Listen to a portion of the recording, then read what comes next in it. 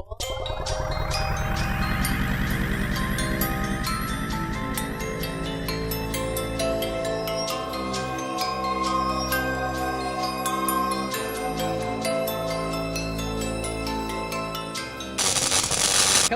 I'm going to show you how I make my Electrocuted Man display for my Halloween haunt.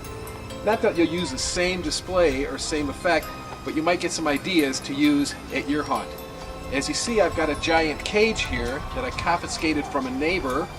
He built it to keep his birds in and realized it wouldn't fit through his doorway, and so I find it suits my uses.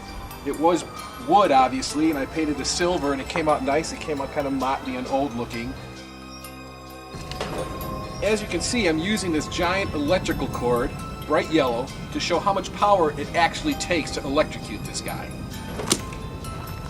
I'm using this Electrocuted Man display that was available at a very popular Halloween store, and I won't show you the details of me jamming it into this cage, but suffice to say, it's not the easiest thing in the world.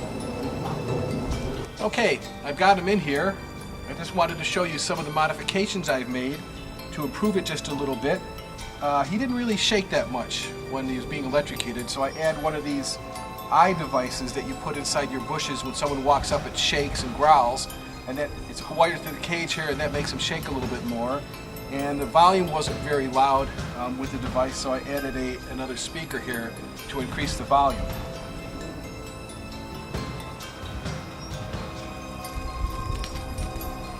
I wanted the display to be triggered by a step mat.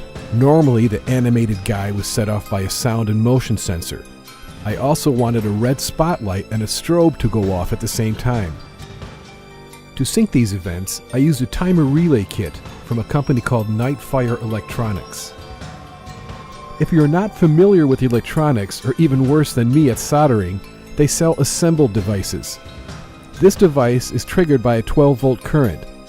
This would turn on a 120-volt output. The power would stay on for a preset time and then shut off. The output could not be re-triggered until after shutoff. I wired the relay into a quad box that had 2 outlets and 2 mini jacks. One of the outlets was on all the time and powered the relay.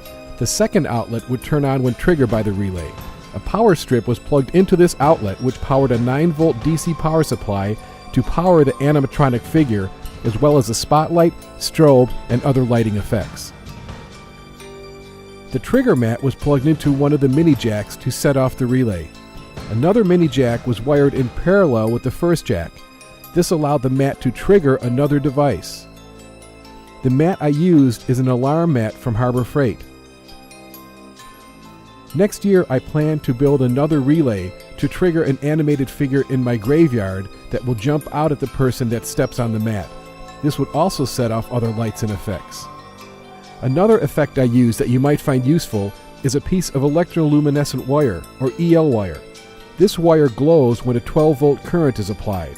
I strung the wire through vintage electrical insulators that I purchased at an auction. The wire has a blinking setting that look cool along with the other lighting effects.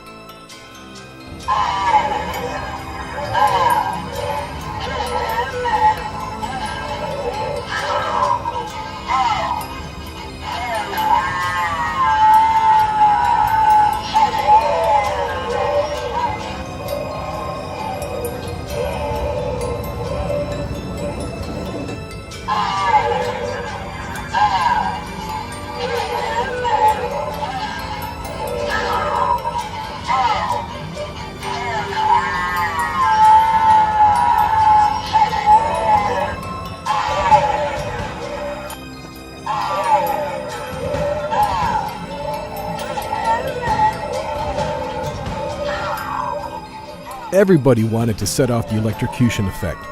We have people that drive to our house for Halloween. A lot of people took pictures or video in front of the display.